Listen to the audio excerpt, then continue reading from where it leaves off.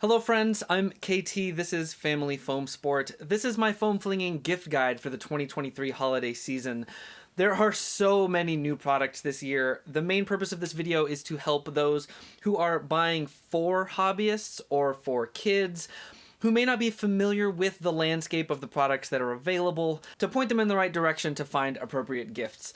If you yourself are a hobbyist, please be sure to share this widely with your friends, especially those parents and partners of people who are involved in the hobby. Whoever you are, please be sure to like the video and subscribe to the channel. Let's get into it. Like past years, I'm going to break it down into categories. This time we'll be looking at small gifts like stocking stuffers, very young kids, things for casual players of all ages. Then we'll be looking at higher power, more competitive players and what they might enjoy. DIYers and budding DIYers, people who are just getting into modding or maybe already involved in it.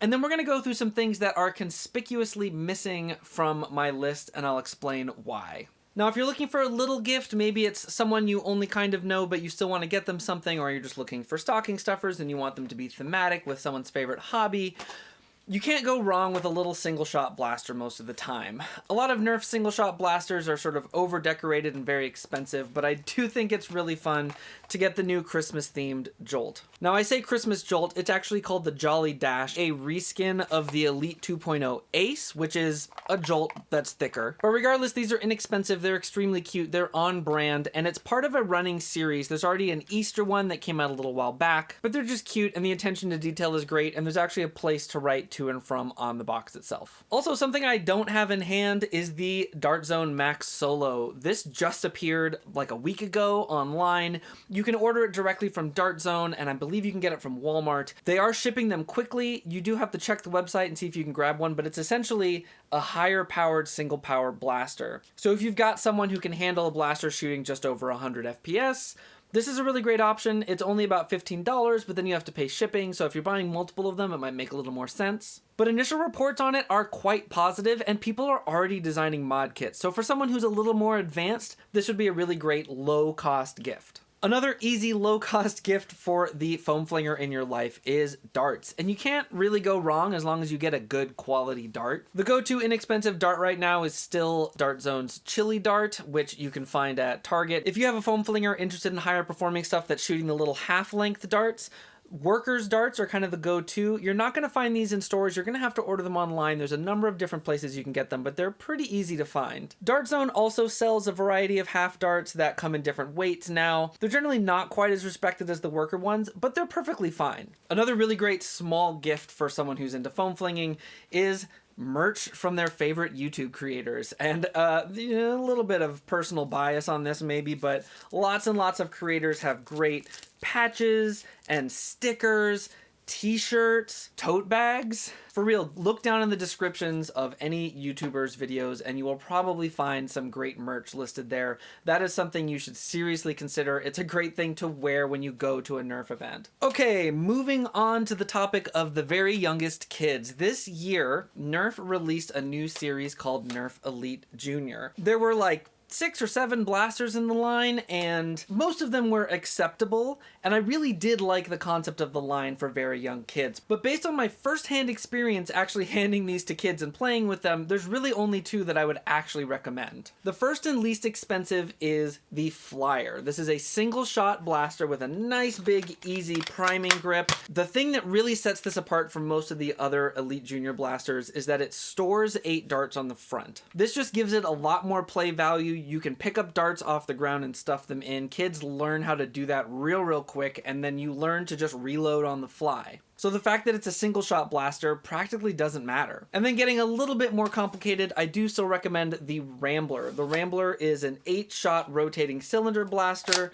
It advances every time you prime this pump grip. Everything is nice and kid-sized. It works very consistently. There's an issue with slam fire. I did a quick and easy mod video I will link to. That is so easy that I recommend it as a first mod for you to do with your kids. But even if you don't do that mod, this blaster works just fine and it's a ton of fun to play with. We also just found out about a new series of junior blasters, including some that look like dinosaurs and animals. They will probably be good. Will they be on shelves before Christmas time? I feel like Nerf must be trying to get them on shelves before Christmas time, but only time will tell. If they're out, they're certainly worth checking out. I can't promise 100% that they're going to be great, but they sure look cool. And my perpetual recommendation, not just for young kids, but really for anybody who's just starting out, is the X-Shot Reflex 6. The original and its Walmart Adventure Force variation is still the best in my opinion. The real benefit of it is that it shoots a little bit harder, which makes it great for playing against older siblings, and yet the prime on it is extremely light. These can be found in all kinds of multi-packs. You frequently see them at discount stores like TJ Maxx. You can find them pretty much anywhere. Now the next category is casual players, but this product sort of exists on the border between little kids and casual players. If you have a little kid who's a little more physically adept, I definitely recommend the BuzzBee Easy Fire Rifle. Now it's more complicated for sure because it's a mag-fed blaster, which means you have to deal with filling magazines and swapping them when they run out. It's complicated because in order to change the magazine, you have to pull the priming lever back and then the magazine can come out, but it comes with 2 magazines, which is something Nerf doesn't even do lately. Each one holds 14 darts, so once you've loaded the magazine, you get good payoff with 14 shots before you have to swap it to another one, which is about enough for kids most of the time. But the real selling point of this one is the super easy prime strength because of this giant lever that comes all the way back and goes forward. It's a little bit unusual. It's not a very common priming mechanism, but it works very well, and especially for small hands who can kind of get in here to this little grip, it's pretty comfortable. This is manufactured by BuzzBee. I know that they're selling them at Target. They might be available at Dollar General as well, so these are definitely worth keeping an eye out for, and they're inexpensive. How do I keep losing the Thunderbolt? It's not that small. Moving fully and thoroughly into the casual Nerfer department, I have to recommend the Dart Zone Thunderbolt. This one is a Target exclusive, and it is directly advertised as an improvement on the Dart Zone Spectrum, which was previously considered an improvement on the Nerf Strife. This is a flywheel-powered blaster. It runs on 6 AA batteries, so it hits a little harder than the average flywheeler, but not as hard as the average Springer. But it's a great product because it works consistently out of the box, but it also has a lot of modding options in the future. It comes with this great stock that uses the traditional stock attachment point. It may work with existing parts you already have, but the stock is also extendable, and this can be removed to reveal a buffer tube, which makes it compatible with a whole bunch of other stocks. Again, this is a mag-fed blaster. Unlike the Easy Fire Rifle, it only comes with 1 magazine, but it's compatible with every other magazine I've tried it with, so it should work with anything you already have. But again, be sure if you pick this one up to pick up a handful of AA batteries. This takes 6, and you'll want to have batteries on day 1. Next up, something a little more goofy for your casual player, the Adventure Force SpinShot and the BuzzBee SpinFire. These are effectively the same blaster. This one shoots 10 of these plastic spinning discs.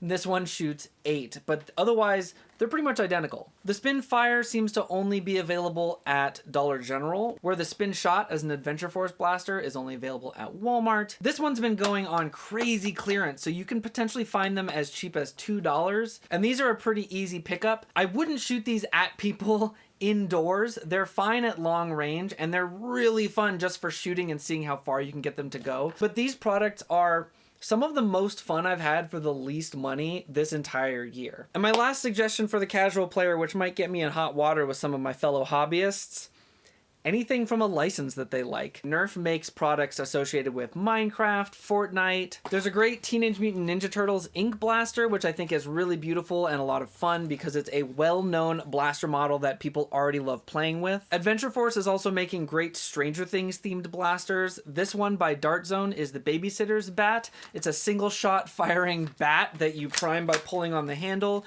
It's not super battle effective, but if you're into Stranger Things, this is a great shelf piece that you'll occasionally shoot at your coworkers or your friends. And possibly my favorite one is Lucas's Slingshot. This is an upgrade of BuzzBee's existing Slingshot blaster. These are actually really fun in game. It comes with this nice arm brace that the original didn't have. Minecraft's Nerf line has had some ups and downs, but recently they released the Minecraft Nerf crossover expansion. That DLC includes most of Nerf's Minecraft blasters in it, and so these have come out for playtime yet again. And while most of them aren't perfect, They're all functioning perfectly fine and they're fun, and the added value of them having gotten to play with them on their computers has just made them popular. Of course, I have my complaints about the appearance of the Minecraft crossbow. I did a whole video where I did a custom paint job on it to try to improve it. Ultimately, the blaster works perfectly fine, and if it's something that they just really want, I'd probably still get a different one, but it's okay. Nerf is also out here for the Halo fans. The Halo 4 assault rifle recently appeared on sale on Amazon. If those are still in stock, this is a really easy pickup. And I am absolutely in love with my Halo needler. Did I put batteries in this? Ooh, I did. One of my favorite Nerf products of all time. These also have appeared cheaper than they originally cost. Highly recommended. I'm gonna leave the light on now. So if you've got someone who's into a specific franchise and they make blasters based on it, there's really no reason not to go for them. The only exception to that is the Dungeons and Dragons themed blasters, which I generally don't recommend, and I will explain why when we get down to the conspicuously left out section of this video. Now we've reached the more competitive part of the video, and here we're really talking about older kids who are trying to actually hit targets at a distance or play at higher FPS ranges. And there's still some really great options at lower cost. We're starting to get into the territory where you might be looking at bespoke blasters purchased online that are 3D printed, but someone who's that deep into the hobby, you should probably just be talking to them specifically about what they want. But if you're looking to pick up something off the shelf or from a major retailer, here's some things I can solidly recommend. For $30, X-Shot's new Longshot is their first pro blaster, and despite some issues some folks have had with the plunger tubes cracking, by and large, it's been a really great product. It's also another one of these products that has a lot of mod possibilities. So while it works fine out of the box, both for shooting full length and short darts, it will also grow with the user. And if something does break on it, there's a plethora of replacement parts already available on the market. But for $30 off the shelf, widely available at Target, you kind of can't go wrong with this as a first higher powered blaster. This shoots at about 150 FPS, which is around twice the power of your average off-the-shelf Nerf brand blaster. And it comes with mags and darts for both full-length and half-length darts. Also a Target exclusive and something I can hardly recommend, the Dart Zone Max Outlaw. Now, I say I hardly recommend this, but there really is a specific audience that I suggest this for, and part of the reason for that is the overall priming strength. This is the first time we've really seen an off-the-shelf hammer primed, which means it's one-hand operable blaster like this. It's a 6-shot revolver with swappable cylinders that exclusively shoots half darts. But because it shoots at a higher FPS rating, pulling the hammer is a little tough if you're not a full-sized adult. It doesn't mean it's not possible, but be aware of the hand strength of the person that you're purchasing this for. Again, it's available for around $30 at Target, off the shelf. I see them all the time, even at my poorly stocked Targets. And finally, if you're into battery-operated blasters, here's a similar product to go along the same lines. The Dart Zone Mark III is Dart Zone's Pro flywheeler prior to the Omnia. Now, the Omnia Pro is their newer flywheeler. That's going to be down in the conspicuously missing part of this video, so again, check that out when you get there. But I still really recommend the Mark III, and they've been showing up extremely cheap on sale, like $40, when originally this blaster cost over $100. The great thing about this is that you can run it off 8 AA batteries and get a high-powered blaster without using specialized batteries, but it has the capability to be used with more expensive and slightly more dangerous LiPo batteries for even more power. It's been around for a bit, so in addition to having a buffer tube that can take any kind of appropriate stock, there's all kinds of mod parts available for it. So especially at the price that the Mark III is currently available for, strongly recommended if you're looking for an electric blaster at a higher FPS number. Now we're getting into people who are more interested in modding and DIYing, and that's their main focus. This is someone who is getting a little bit deeper into the hobby and is ready to take a screwdriver to some blasters and try some stuff out. My main recommendation for this category is gift cards. Parts and DIY blaster kits are nearly endless. If someone really is wanting to work on a specific project, hopefully they'll ask and tell you or send you a link to the specific thing that they want, but you really can't go wrong with giving gift cards. Out of Darts, Containment Crew, Blaster Time if you're in Europe, Blaster Tech if you're in Australia, there's a number of hobby-specific stores. You could also go with an Etsy gift card. A lot of smaller stores have Etsy shops, and you can feed that need by just buying an Etsy gift card and letting them figure out the right place to use it. One specific recommendation I will make is the new Genco MegaWorks X-Shot Micro Reshell kits. They turn the X-Shot Micro, or a couple of X-Shot Micros, into these fun 3D printed blasters that look kind of like, this one is like a double shot flintlock pistol. These are really great first builds, and you can buy them either as files if you're someone who can 3D print, or you can buy them as completed kits. Maritime Foam makes them in Canada, Xfox Games makes them in the US. Now to go over some products that you have probably heard of or seen reviewed that are conspicuously missing from my list, and I'm going to quickly explain why. The first one is the Double Punch. Now, the Double Punch is a ton of fun, and I wouldn't turn someone away from picking one up if it looks really fun to you. It's a super fun flywheel blaster. It runs on 4 AA batteries. It takes 2 magazines simultaneously, and the articulating barrels swap between firing from one magazine and then the other. The Double Punch is a lot of fun to play with, but I don't like giving it to kids because loading 2 magazines every time you want to fire it and only getting the same amount of playtime as a single magazine is a really tough sell. And for people who are interested in modding it, the motors are custom to this blaster, and there isn't currently a hobby motor that can be used to replace them easily. So for that reason, I'm a bit on the fence about this one. If you have someone who's super into it and really wants it, there's no reason not to buy it, but it's not a top recommendation for me.